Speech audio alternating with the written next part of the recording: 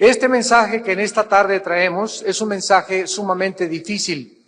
Es un mensaje en el cual nosotros vamos a despejar muchas incógnitas respecto a lo que son las religiones. Y para que podamos nosotros comenzar en esta mañana a entender la diferencia, la enorme diferencia entre las religiones y el cristianismo, necesitamos remontarnos desde el origen de la creación del universo en las páginas de las Sagradas Escrituras. La Biblia, damas y caballeros, es el único libro en todos los billones de libros que existen de literatura en el mundo entero, es el único libro que nos da respuesta a las tres incógnitas o a los tres cuestionamientos que todas las religiones se hacen y todos los sistemas filosóficos. Estas preguntas son: ¿de dónde venimos? O sea, el origen. Nadie puede darnos respuesta cómo se originó el universo ni el ser humano. Todo cae dentro de especulaciones, hipótesis, filosofías, leyendas, mitos. La segunda es: ¿quiénes somos? ¿Quién es realmente el ser humano?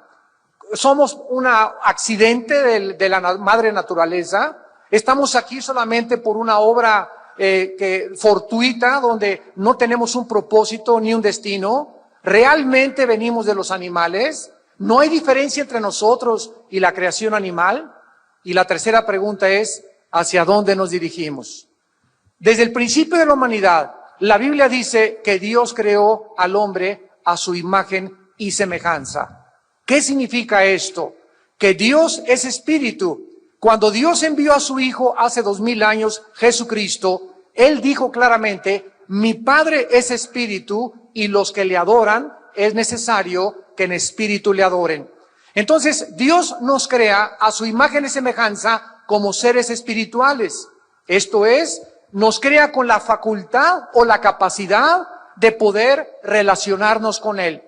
Los changos, las jirafas, los hipopótamos, el reino animal no tienen ningún contacto, ni tampoco tienen la eternidad dentro de su alma. Dios nos creó diferentes de los seres humanos para que nosotros tuviésemos una conciencia de que no somos el resultado fortuito o accidental de la naturaleza, sino que tenemos una misión en esta vida y que Dios quiere que nosotros le conozcamos, le podamos adorar y le podamos servir. Esto es a través del espíritu original que Dios puso en el ser humano. Para concluir esta frase, podemos decir que somos un espíritu, tenemos un alma y vivimos dentro de un cuerpo. Otra vez, somos espíritu principalmente, es el principal componente del ser humano. En segundo lugar, tenemos un alma que es el asiento de las emociones, los sentimientos, la voluntad, el intelecto, es tu ego, es nuestro yo. Y todo esto vive encapsulado dentro de un cuerpo que es la botella o la parte externa del ser humano. Los psiquiatras, los psicólogos han tratado de ayudar al ser humano a través de la psique o solamente en el área del alma.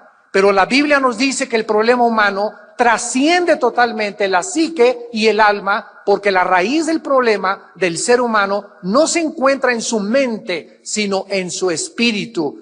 Y como ningún libro, ni el Ramayana, ni el Popo, ni los Vedas, ni el Tripitaka de Buda nos dicen quiénes somos, el ser humano anda vagando, repito, buscando de filosofías en filosofías, de gurús en gurús, para poder encontrar la respuesta a estos cuestionamientos. Pero la Biblia nos dice también que Dios creó al ser humano con libre albedrío. ¿Qué significa esto? Que no eres un robot. No fuimos creados con una cuerda para que adoráramos y le dijéramos a Dios: te amo, te amo, te amo, sino que Dios puso dentro de nosotros la capacidad para que nosotros eligiésemos, para que pudiésemos determinar nosotros entre el bien y entre el mal.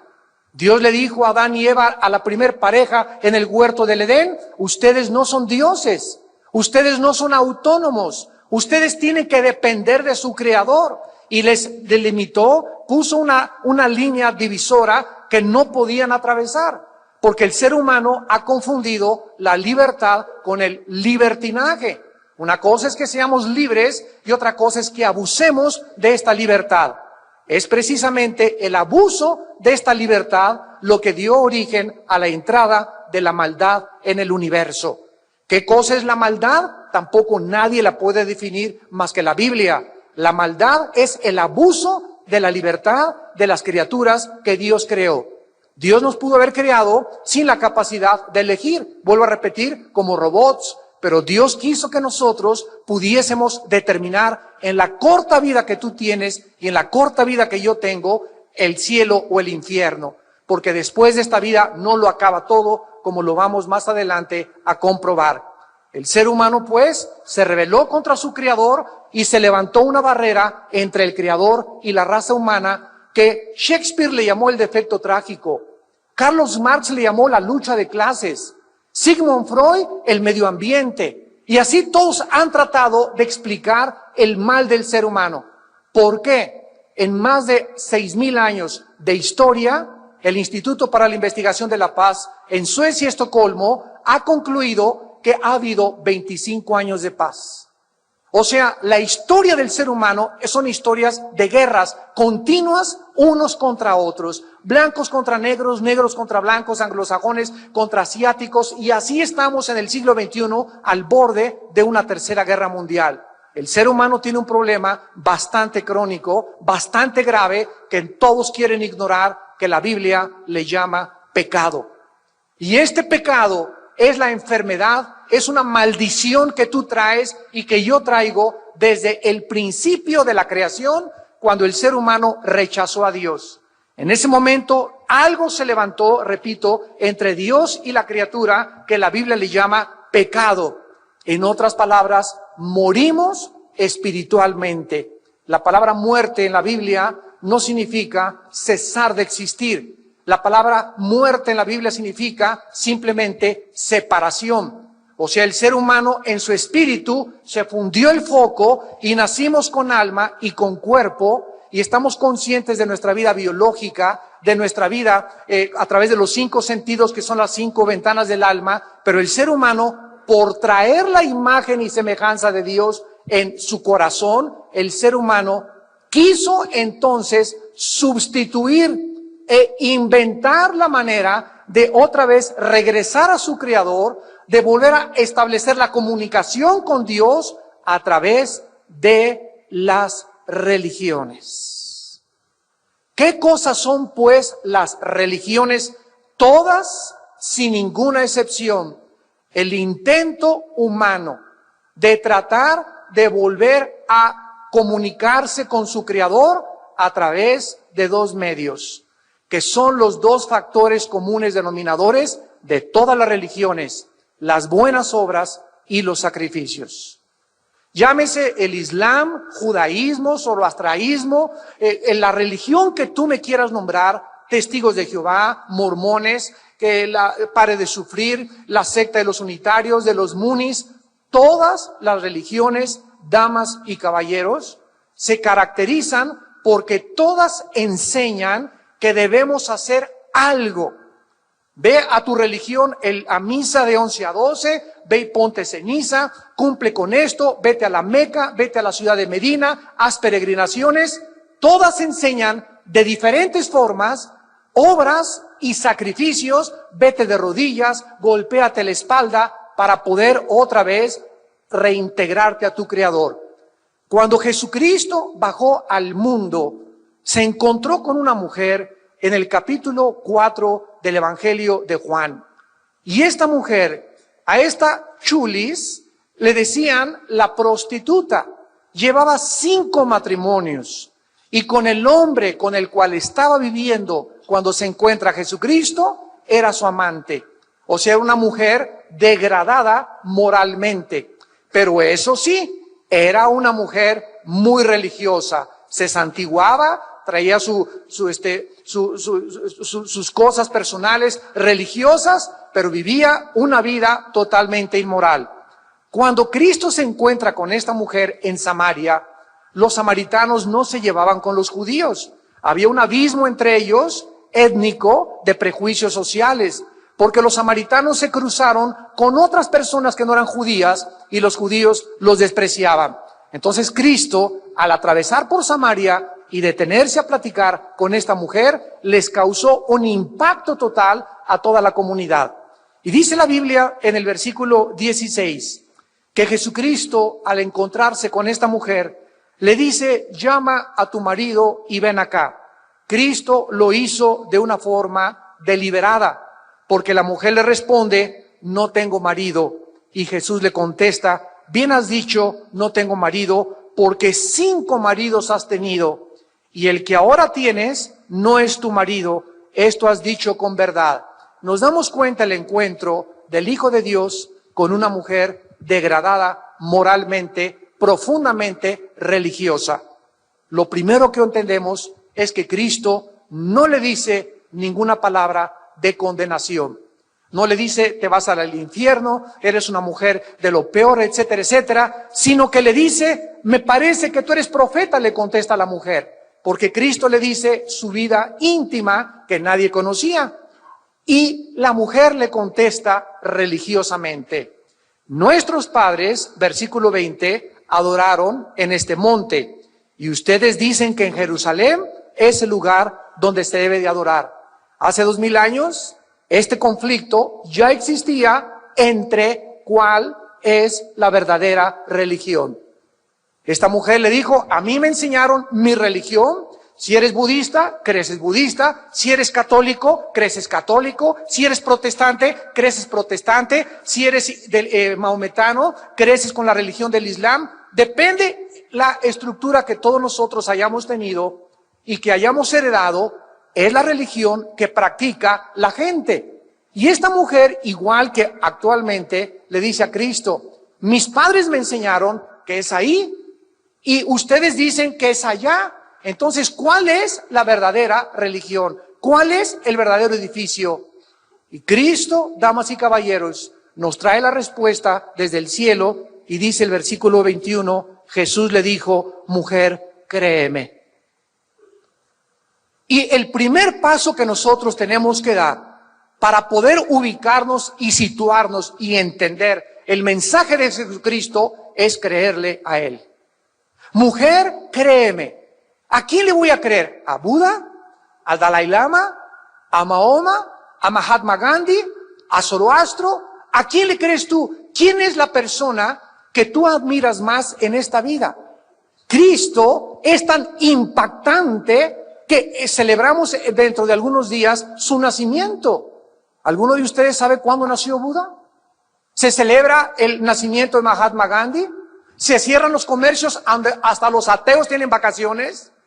Y todo mundo celebra la Navidad y nos embarga un espíritu de melancolía, un espíritu de adoración, como estos cantos navideños que oímos, que son lo más inspiracional que puede haber de adoración para Dios, donde todos, ¿de dónde nace esa costumbre de darnos regalos unos a otros? ¿De dónde nace? De las páginas de la Biblia.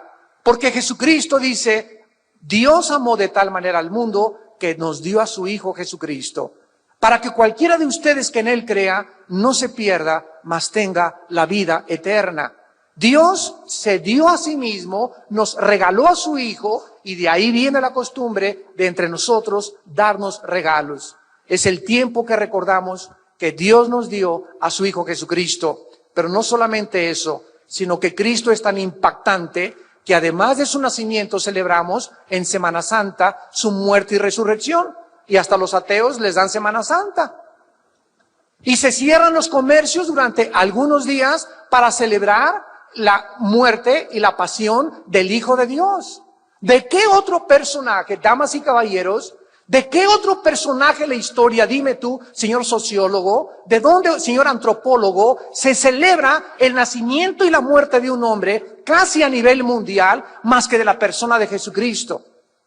Pero no solamente nos quedamos ahí, sino que Cristo es tan impactante como un personaje en la historia que la misma historia la contamos a partir de su nacimiento. Y ahora nos encontramos el día 16 de diciembre del año de 2006. ¿Desde cuándo estamos contando esta fecha de Cristo a nuestros días? Y de Cristo hacia atrás es antes de Cristo y después de Cristo. Una persona una vez en la televisión me dijo, yo tengo hasta dudas que Jesucristo haya existido. Y le dije, ¿qué fecha es su cumpleaños? Pues el 3 de mayo de no sé qué cosa. Y le dije, ¿y desde cuándo cumple usted su cumpleaños? Y me dice, después de Cristo. Es increíble cómo la gente puede hablar tantas sandeces cuando estamos marcados históricamente mediante el nacimiento y la muerte del Hijo de Dios.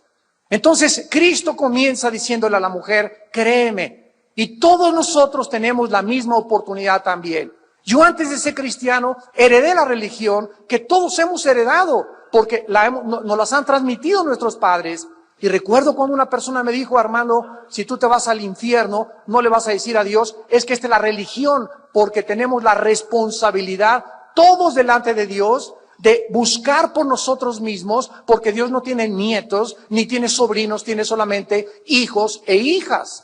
Entonces yo tuve que venir a la Biblia, comenzar a examinar la Biblia a la luz de todas las filosofías y religiones que yo había estudiado, psicología, ciencias políticas, filosofía y letras, etcétera, etcétera, y convencerme que nadie ha hablado como este hombre y que la Biblia es inigualable. Nadie actualmente en el mundo puede atreverse a decir que hay un libro superior a la Biblia. Nadie, jamás en mis 28 años que tengo de predicar el Evangelio me he encontrado a ninguna persona, ni ateos, ni a comunistas, ni agnósticos, ni escépticos, que se atrevan a decir, te voy a presentar un libro que es mejor que la Biblia. Porque la Biblia es el único libro que tiene los registros históricos, científicos, genéticos, antropológicos, psicológicos, de literatura, de arte y de cualquier otra disciplina académica y genética que ningún otro volumen lo tiene. Los salmos, la poesía, la literatura de la Biblia, la historia de la Biblia, la arqueología de la Biblia, y la gente sigue diciendo, es un libro inventado por los hombres. La siguen atacando, sigue siendo controversial en las películas. Es el símbolo de la mojigatería y de hazmerreír de todas las personas. ¿Por qué? Porque es un odio que el mundo tiene contra la luz. Si Cristo regresara otra vez, le volverían a crucificar, porque al perseguir a su palabra, le vuelven a perseguir y a crucificar a él. Cristo le contesta a la mujer, créeme, la hora viene, cuando ni en este monte, ni en Jerusalén, adorarán al Padre. Ustedes adoran lo que no saben. Ustedes adoran lo que no saben. O sea, el mundo se encuentra adorando a un Dios que ni siquiera sabe si existe. Y si el ser humano a través de la historia no conoce al Dios verdadero, va y recoge un leño, un tronco de árbol, y con un cincel y con un martillo le comienza a dar forma y le da la forma de San Cirindano, de San Crisóstomo o de lo que sea, o de un ángel. O agarra el yeso, o agarra una figura de hierro, y después, ante la misma obra de sus manos, el ser humano se inclina ante lo que él hizo con un tronco de árbol y comienza a adorar la creación misma que él hizo de acuerdo a su imaginación extraviada. ¿De dónde viene esta religiosidad que decía Sigmund Freud es la característica más grande del ser humano? No ha habido cultura, civilización, nación, lengua que nunca haya adorado a un Dios. Desde que el hombre se conoce en sus primeros pasos en la historia del mundo, el hombre ha adorado la luna o el sol, pero hay una necesidad intrínseca, inherente dentro de nuestra alma de adorar, de inclinarnos ante algo. Y si no conozco a Dios, me inclino ante los hombres y le beso las manos a los hombres y hago a un hombre Dios. ¿Por qué? Por ignorancia. Porque Jesús lo dijo, ustedes adoran lo que no saben. Por la ignorancia de la revelación divina, el ser humano se encuentra perdido en caminos que parecen derechos, pero cuyo fin es la muerte. Y Cristo continúa diciendo, ustedes adoran lo que no saben, nosotros adoramos lo que sabemos, mas la hora viene cuando los verdaderos adoradores adorarán al Padre en espíritu y en verdad. Porque tales adoradores el Padre busca que le adoren. ¿Quién es pues un cristiano? Un cristiano no es el que haya sido bautizado o el que vaya a una iglesia. Muchas veces hasta muchas personas hasta la Biblia traen y nunca el diablo es más diabólico que con una Biblia debajo de la mano. Porque si tú traes la Biblia y no tienes a Jesucristo, es un libro totalmente muerto, es pura letra. Los cristianos son las personas que tienen a la presencia de Jesucristo dentro de sus vidas. En 1 de Juan capítulo 5 dice la Biblia, el que tiene al Hijo tiene la vida. El que no tiene al Hijo, aunque tenga una religión, no tiene la vida. La palabra Cristo significa ungido, anos, pequeño. Cristos, anos, ¿qué significa? Pequeño, ungido. Así que tú puedes profesar una religión, tú puedes haber heredado una religión, tú puedes ir a tu religión y sin embargo sentirte vacío. Como lo vamos a ver más adelante, la asociación que existe entre la religiosidad y la vaciedad del ser humano. Porque Dios no vino a mandarnos una nueva religión con Jesucristo. El cristianismo no es una religión, es una relación personal, viva, dinámica, orgánica, con un hombre que se llama Jesucristo. Yo en esta mañana no te estoy invitando a que vengas a una nueva religión. Te estoy invitando a que vengas a un hombre llamado Jesús, porque en él se encuentran todos los tesoros de la sabiduría y del conocimiento. Más adelante el apóstol Pablo, en el libro de los Hechos, capítulo 17, se encontraba en la cuna de la filosofía griega. En los tiempos del apóstol Pablo había un gran filósofo llamado Zenón, y tenían dos escuelas o dos corrientes que se derivaban de Zenón, que eran los estoicos y los epicúreos. Estas dos corrientes filosóficas en boga en aquella época, unos decían que amaban la verdad pura o la razón pura, y los otros meramente estaban entregados al placer.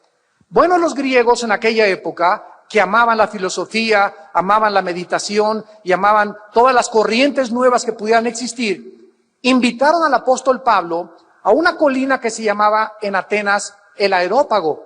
Y le dijeron, a ver, ven tú, palabradero, ven a decirnos cuál es tu rollo, como decimos vulgarmente en el siglo XXI. A ver, cuáles son tus pensamientos, cuál es tu perspectiva del universo. ¿Tú quién crees que sea Dios? ¿Quién crees que sea la religión? Y el apóstol Pablo, en Hechos 17, versículo 22, Pablo puesto en pie, en medio del Areópago, les dijo a los griegos, varones atenienses, en todo observo que son muy religiosos. Pablo les llama a los griegos religiosos. Y dice la Biblia en el versículo 23, porque pasando y mirando vuestros santuarios, hallé también un altar en el cual estaba la inscripción al Dios no conocido, al que ustedes adoran sin conocerle, es a quien yo les anuncio. Los griegos tenían una estatua grandísima que decía al Dios no conocido. Por lo menos eran honestos intelectualmente. Estamos tratando de saber por qué existe en nosotros, decían los griegos, algo que trasciende, como llegaron a la conclusión, Dios me creó, Dios existo, luego vivo, luego tiene que haber una causa. Esta causa no puede estar dentro de mí, tiene que estar fuera de mí, tiene que trascender de mí. Esta causa es Dios. Los griegos, damas y caballeros, hace 22, 23 siglos creían en Dios. Y el siglo XX pasado es el siglo que más se ha caracterizado por el ateísmo. Y surgió Carlos Marx, surgió Sigmund Freud, que eran ateos todos, surgió Friedrich Nietzsche, surgió Carlos Sagan, surgió Jean-Paul Sartre, surgió Ingersoll. Nunca en la historia ha habido más ateos que en el siglo XX, pero es el siglo, además, donde más sangre se ha derramado, 2 guerras mundiales y más de 350 revoluciones y golpes de Estado, pero eso sí, es el siglo donde más descubrimientos científicos y más avances tecnológicos el ser humano tuvo. ¿Qué nos habla esto? Que el ser humano, cuando tiene conocimiento, se vuelve arrogante, te vuelves orgulloso, Crees que en ti está la respuesta. Crees que el mundo tiene respuestas. Crees que no tienes que tomar en cuenta a Dios. Habiendo conocido a Dios, no le reconoces como a Dios ni le das gracias. Te envaneces en tus razonamientos y tu negro corazón está en tinieblas. Y esta es la razón por la cual andas vagando de mujer en mujer, en el sexo, en las drogas, en el alcohol, en diferentes, buscando en los deportes, buscando en la popularidad, en la fama, una diputación, una senaduría, un puesto político. Y el ser humano sigue vacío porque no fuimos creados para este mundo. Solamente Dios nos puede llenar en la persona de su Hijo Jesucristo. Pablo continúa diciéndoles, yo les anuncio al que ustedes no conocen, y vean ustedes lo que la Biblia dijo hace 2000 años del Dios verdadero, el Dios de la Biblia, el único y verdadero Dios, el Dios que hizo el mundo y todas las cosas que en él hay, siendo Señor del cielo y de la tierra, no habita en templos hechos por manos humanas. El Dios de la Biblia no se le puede confinar a un edificio de yeso, de cemento o de cartón. Yo recuerdo todavía cuando mi abuela materna nos llevaba a nuestra iglesia. Y al llegar a la iglesia, éramos niños, a pellizco nos llevaban, ¿verdad?, en aquel tiempo, y entrábamos y me decía, shh, aquí está Dios. Y al entrar a la iglesia, ahí sí nadie podía decir nada, todo un ambiente de meditación, de recogimiento, y al salir de la iglesia, ¡viva Zapata! O sea, solamente teníamos ganas de orar, ¿y a dónde íbamos? No oraba en Chapultepec, ni oraba junto a mi cama, teníamos que ir a la iglesia, y ahí había reclinatorios para arrodillarnos, porque nos enseñaron de que ahí estaba Dios, en la iglesia, y la Biblia dice lo contrario. Damas y caballeros, dice Jesús, créanme, a mí, no a tu abuelita. Miren lo que los hombres nos han transmitido a través de tradiciones. Ese es el dilema en el cual tú te enfrentas en esta mañana al escuchar el evangelio de la gracia de Dios. ¿A quién le vamos a creer? El Dios que habita en el cielo no habita en templos hechos por manos humanas, ni es honrado por manos de hombres como si necesitara de algo, pues Él es quien da a todos la vida y el aliento y todas las cosas. Y nos acostumbraron a que le lleváramos una veladora, a que le lleváramos esto, a que le entregáramos esto, y la Biblia dice, esto Dios no nos los ha pedido. No hay nada que le podamos dar a Dios que le pueda agradar a Dios, porque la Biblia dice que la única forma de agradar a Dios es a través de creerle a su Hijo Jesucristo. Creer en Dios, crean también en mí, dijo Jesucristo, en la casa de mi Padre muchas moradas hay. Voy a preparar lugar para ustedes, para que donde yo estoy, ustedes también estén. Y si me fuere yo a preparar el lugar, vendré otra vez y os tomaré a mí mismo, porque yo soy el camino, la verdad y la vida. Y Pablo continúa diciéndoles, y de una sangre ha hecho todo el linaje de los hombres para que habiten sobre la faz de la tierra, y les ha prefijado el orden de los tiempos y los límites de su habitación. Escúchenme, médicos, escúchenme, científicos, estamos hablando algo escrito hace 2000 años. La Biblia nos muestra claramente que antes de que se descubriera la circulación de la sangre, antes de que se descubriera la proliferación bacteriológica, de cuando un niño se hace pipí, cuando hay excremento, hay bacterias que puedes respirar y puedes hasta salmonelas adquirirlas respirando. Miles de años antes, la Biblia nos hablaba que la sangre era la vida del cuerpo humano. Y que aun cuando hay sangre H negativa, universal, positiva, es la misma sangre, la de amarillos, anglosajones y negros. Si tú crees todavía en la teoría de la evolución, cuando te necesitas una transfusión de sangre, pide a la chita que te haga una transfusión. ¿Por qué la sangre de los monos? Hay 1 o 2 cromosomas diferentes de los animales. Con eso basta para que haya un abismo de separación entre la creación animal y la creación humana. Y la Biblia ya lo decía hace 2000 años, que todos los seres humanos, amarillos, negros y anglosajones, tenemos la misma sangre. Somos el mismo linaje. No hay una raza subhumana. Somos humanos. No hay raza de negros, raza de amarillos. Somos raza humana. No son tres razas, somos una sola raza. Y les ha prefijado el orden de los tiempos y los límites de su habitación. En 1969 se intentó llegar a la Luna. Y no hemos pasado de la Luna. Andamos haciendo pininos en Marte y mandando sondas, etcétera, etcétera. Y ahora hasta hemos llegado al colmo de planear ya para el año, dentro de 15, 20 años, las lunas de miel en la Luna. ¿Quién se quiere ir a la luna de miel? Oye, Cancún, Puerto Vallarta está 1000 veces mejor que la Luna. Allá a lo mejor se divorcian en la Luna. Dios lo estableció, señores astronautas, hace 2000 años, que el ser humano no iba a pasar, nos prefijó el orden de los tiempos y los límites de nuestra habitación. Nos puso una casa que es este planeta con unas puestas de sol increíbles, valles, montañas, aguas, ríos, pájaros, belleza, 4 estaciones del año, etcétera, etcétera. ¿Por qué nos queremos salir arriba y por qué queremos sumergirnos a una Atlántida, inventar una ciudad y meternos ahí cuando tenemos un planeta que en el sistema solar es absolutamente inigualable? Porque el hombre nunca está conforme con lo que tiene. Y esta inconformidad, ¿de qué te habla? De que no estás satisfecho. Ya tienes una esposa guapa, quieres 3 Miss de América.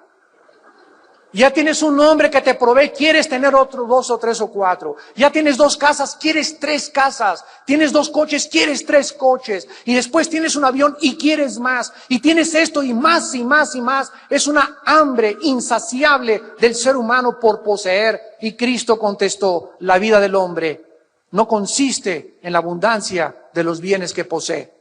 Nada podrá satisfacer tu vacío espiritual más que la persona del Hijo de Dios. A continuación vemos nosotros en el libro del Génesis capítulo 11, la primera religión colectiva o mundial de la Biblia y de la historia en la famosa Torre de Babel. Hasta el capítulo 11 del Génesis, el ser humano no se había congregado, no se había reunido con otros seres humanos para adorar algo o a alguien. Entonces, repito, como el ser humano nació muerto, separado espiritualmente de Dios y traemos la eternidad dentro de nuestra alma. Aquí algo nos dice que después de la vida, después de la muerte, tiene que haber algo. Los egipcios se enterraban con su comida, le ponían la espada a los muertos. Los chinos, todas las civilizaciones y culturas han profesado que hay algo después de esta vida. Y este es el dilema del ser humano, que no sabe qué es lo que hay después de esta vida. Gracias a Dios que hay un hombre que ya estuvo muerto y fue sepultado y resucitado a los 3 días. Y después de regresar de la muerte, nos dice que Él es la resurrección y la vida.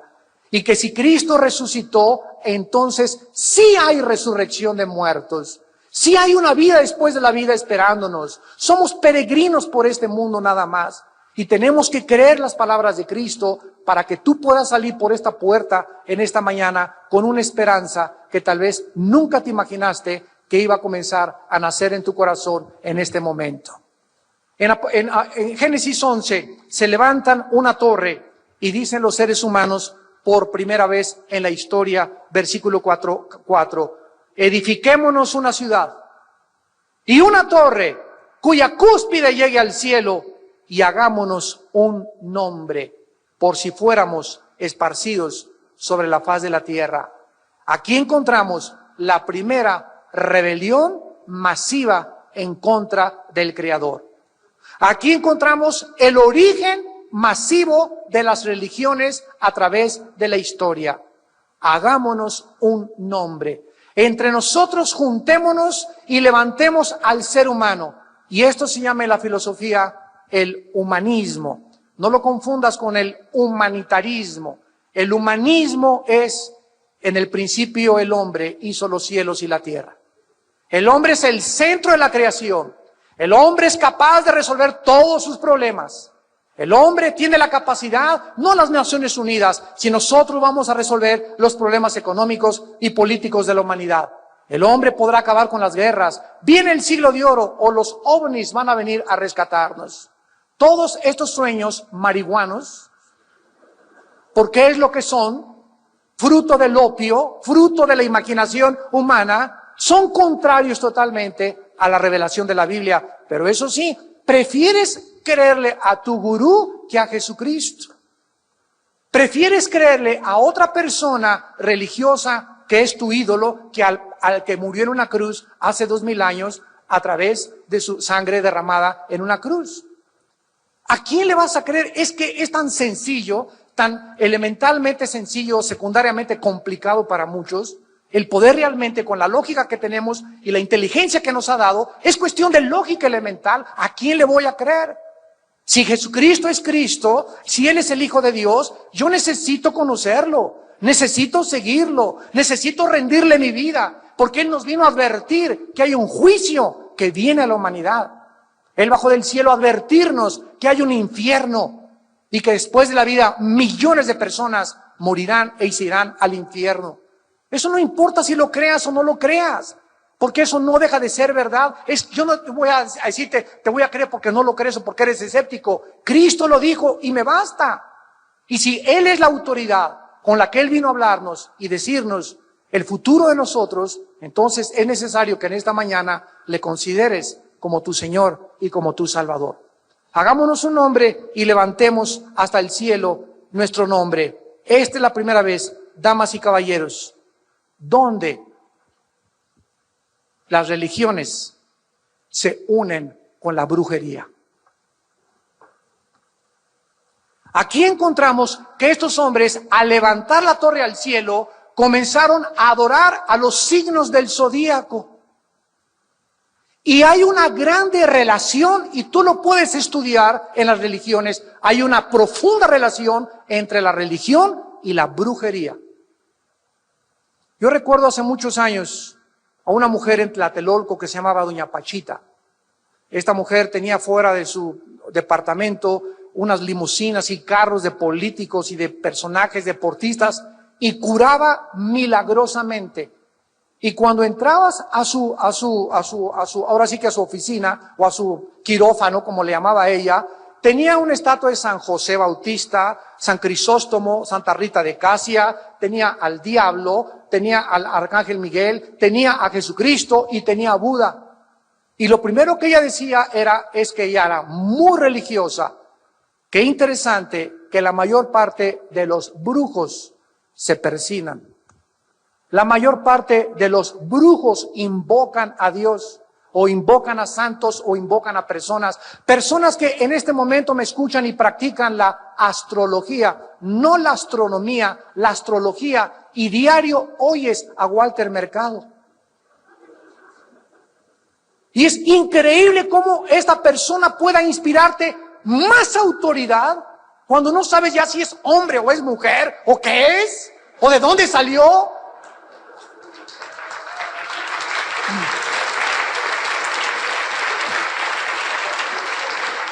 Damas y caballeros, ¿de qué nos habla esto? ¿De qué nos habla esto? Al grado de estupidez a la que el ser humano ha llegado. Intelectualmente, es increíble. Personas cultas, personas estudiadas.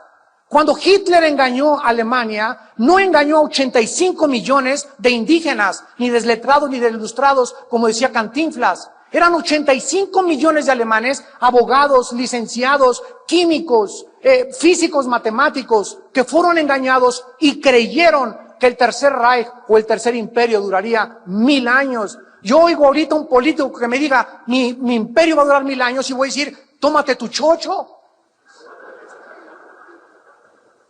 ¿Cómo puede el ser humano tener una capacidad de creer más fácil a un gurú? Cuando el gurú Maharaji llegó a Los Ángeles, después de que los Beatles fueron a la India a traer la droga, la marihuana, y a traer el hashish, y a traer el mundo de las drogas y las filosofías orientales a América, al llegar al aeropuerto, el Maharaji Yoga dijo, ha llegado Dios a Los Ángeles. El Dalai Lama le dijo al Papa Juan Pablo II en 1994 que él era Dios. Me acuerdo en aquella época le mandé un correo y le dije, si usted es Dios, señor Dalai Lama, por favor díganos cuándo va usted a morir. ¿Y cuándo va usted a resucitar? Porque solo ha habido un hombre en la historia que ha dicho, yo voy a morir a los 3 días y a los 3 días voy a resucitar. Anunció con anticipación que él iba a morir y resucitó para demostrarnos que él es la vida eterna.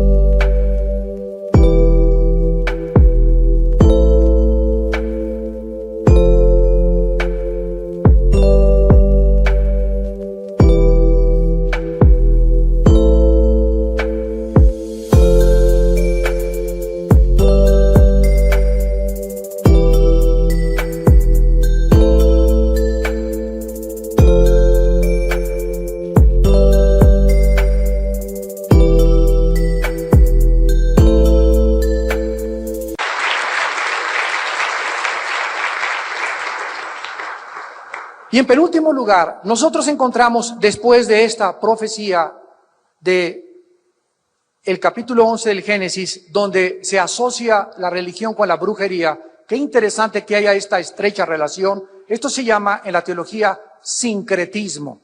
Sincretismo, la unión o la mezcla de la religión con la brujería. Cuando llegaron a conquistar a las Américas, aquí también en México, ¿verdad? Cuando llegaron los religiosos de España, aquí había un ambiente de paganismo, de brujería, igual que en Estados Unidos, los indios, los sioux, los cherokees, todos ellos adoraban a los espíritus y se comenzaron a mezclar la religión que llegó de Europa con el paganismo y ahora es una mezcla de brujería con religión. Y la Biblia nos muestra hasta qué grado el ser humano se ha confundido. Y en penúltimo lugar, en el libro del Apocalipsis capítulo 17, la Biblia termina profetizando que antes de la segunda venida de Jesucristo surgirá una religión mundial. Hace algunos años surgió un movimiento filosófico llamado la Nueva Era.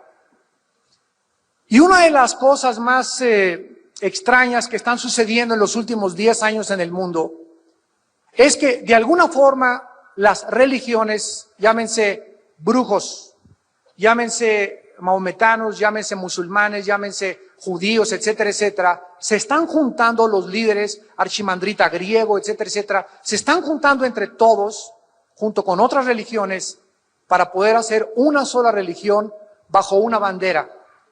Cristo dijo que fuéramos uno, unámonos, porque todas las religiones llevan a Dios. ¿Es esto lo que dice la Biblia? Que todas las religiones llevan a Dios. ¿Quién acuñó esta frase? ¿Quién la inventó?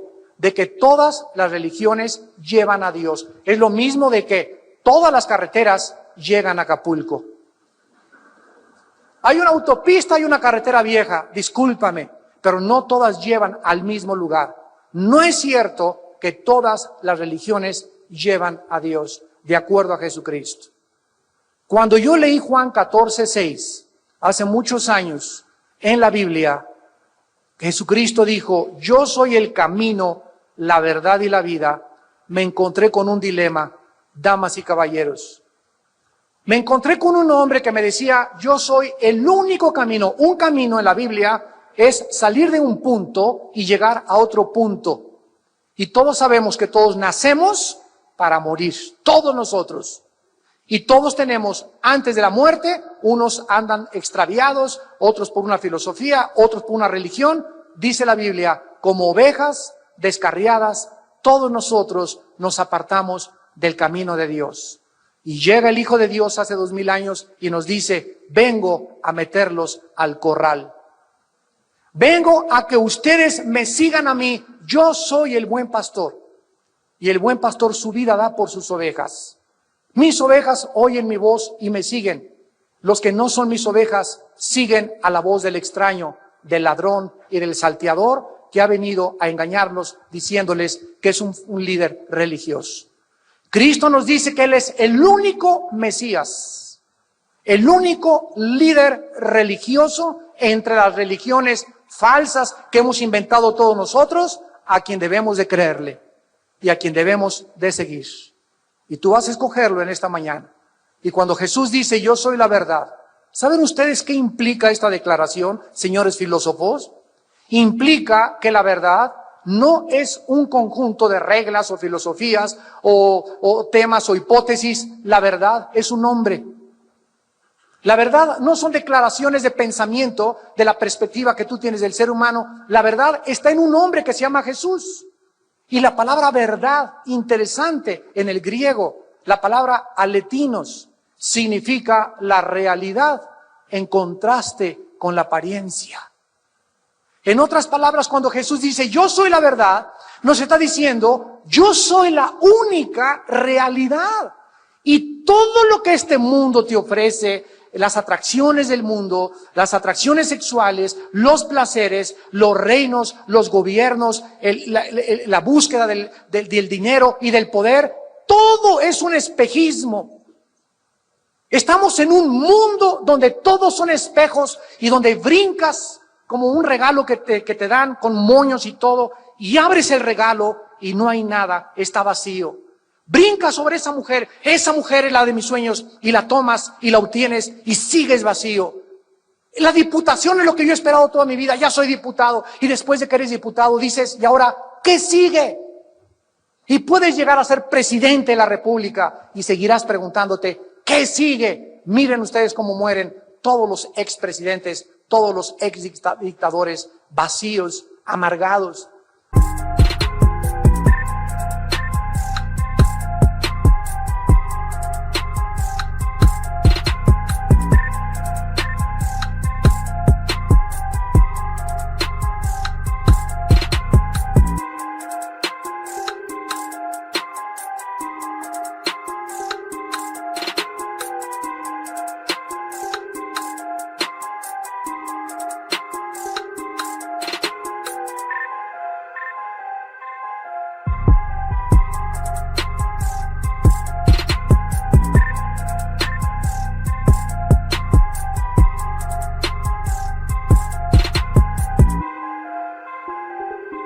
Lamentándose, separados, con las familias deshechas totalmente, hombres reconocidos ante el mundo, pero hombres moralmente destruidos, porque el tesoro más grande que la Biblia dice que Dios nos ha dado es nuestra familia. Y fuera de nuestra familia, todo absolutamente es cacahuates. No sirve absolutamente, porque es lo más grande que un hombre pueda tener, a su familia. Y amar a una sola mujer y amar a sus hijos y darle ejemplo a su familia y a sus hijos de que la familia es el fundamento de nuestra sociedad. Esta es la razón por la cual la familia está siendo atacada diabólica desde el infierno, para que ahora se conjunten los matrimonios gays y se les otorgue a las parejas hombre con hombre, mujer con mujer. La Biblia dice que esto es abominación a los ojos de Dios. Y en Apocalipsis 17 la Biblia se termina mostrándonos a una religión simbolizada por una mujer. ¿Por qué representa esta mujer a un sistema religioso? Porque en la Biblia las relaciones sexuales y la unión entre un hombre y una mujer es el símbolo y la representación más grande de Cristo y su iglesia. Si queremos saber cómo es la unión entre Dios y el ser humano, el matrimonio es el ejemplo más grande de la relación entre Dios y el ser humano. Cuando una mujer se va con otro hombre que no es su esposo, ¿cómo se llama en nuestra sociedad? Adulterio. Cuando un hombre se va con una mujer que no es su esposa, se le llama adulterio. Y cuando un cristiano o cuando el ser humano se aparta del verdadero Dios y se va tras dioses ajenos, en la Biblia se le llama adulterio espiritual. Entonces, así como hay adulterio físico, hay adulterio en la Biblia espiritual. Y comienza el Apocalipsis 17 diciendo estas palabras. Vino uno de los 7 ángeles que tenía las 7 copas y habló conmigo diciéndome, ven y te mostraré la sentencia contra la gran ramera, la que está sentada sobre muchas aguas.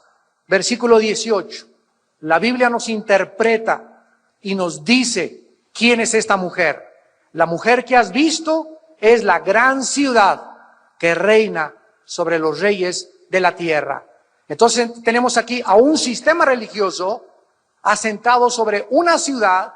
Esta ciudad se va a convertir en el centro de la adoración mundial. Y la Biblia, interesantemente, nos muestra que Irak, que acaba de resurgir en la década de los 90, antes de los 90, hicieron una encuesta en Estados Unidos a los estudiantes de universidad, ¿dónde estaba Irak? Y contestaron que junto a Chalma. Que a un lado de las Islas Malvinas. Pero de los 90 de la guerra del Golfo Pérsico a nuestros días, Irak volvió a resurgir y ahorita todavía todos los días encabeza todos los periódicos. Y es interesante que la Biblia nos muestre que Irak, que era la Babilonia antigua, donde se levantó la Torre de Babel, antes de que venga Cristo, volvería a ocupar un lugar preeminente en el escenario mundial de las naciones. Y esta gran ramera que representa esta ciudad, dice el versículo 2, los reyes de la tierra han fornicado con ella y se han embriagado con el vino de su fornicación. Esto nos muestra claramente de qué forma Babilonia estuvo dominada por el ocultismo, donde fue la Torre de Babel. Ahí estaba el jardín del Edén, en Irak. Ahí en Irak fue donde estuvo la primer pareja humana, Adán y Eva. Ahí en Irak nació, es la cuna de la civilización de acuerdo a la Biblia. Ahí en Irak estaba Satanás esperando a la primer pareja para atacarlos y convencerlos lo que ha hecho en tu mente de que Dios no es Dios y que no tienes por qué someterte a un Dios, que tú eres autónomo y tú puedes ser el Dios de tu corazón. Ahí fue en Irak donde por primera vez los hombres se rebelan contra Dios.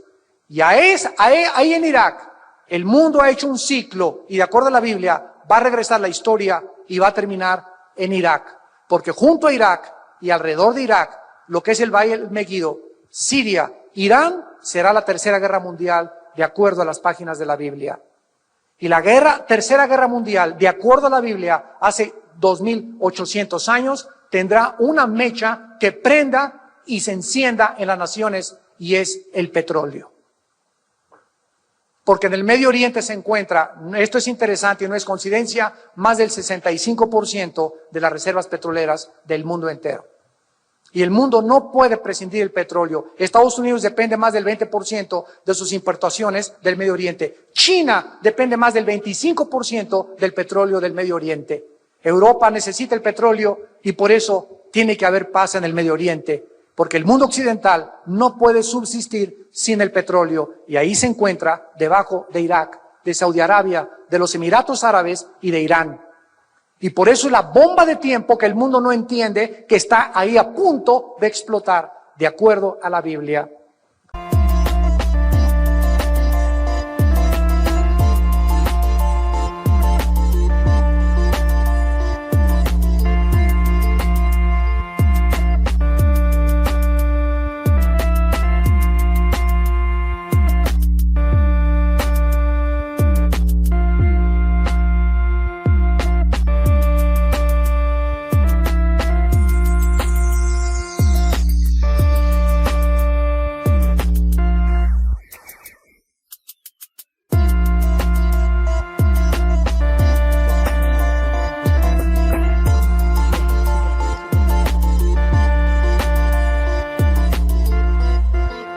Estas religiones que nacieron en Irak, en Babilonia, fueron controladas por los astrólogos, por los tatarabuelitos de Walter Mercado. Dice el versículo 3 que esta mujer estaba montada sobre una bestia, y esta bestia, de acuerdo aquí a Apocalipsis 17, es el sistema político que el anticristo va a gobernar el mundo dentro de los próximos años. Vamos a terminar y vean esta imagen. Una mujer representa la religión montada sobre el poder político. ¿Qué simboliza o qué significa esto? Que a través de la historia siempre ha sido la religión la que ha controlado el poder político. La unión entre las religiones y la política no se puede divorciar en ninguna historia de ninguna nación. En tiempos de Cristo, ¿quiénes crucificaron a Cristo? ¿Los políticos? No. ¿Quiénes crucificaron a Cristo? Los religiosos. Los que representaban la religión de sus tiempos. Fueron con el poder político, con Pilato, y le dijeron, entréganos a ese hombre y crucifícalo. Y el poder político, bajo la influencia y la presión del poder religioso, entregó a Jesucristo en las manos del poder religioso.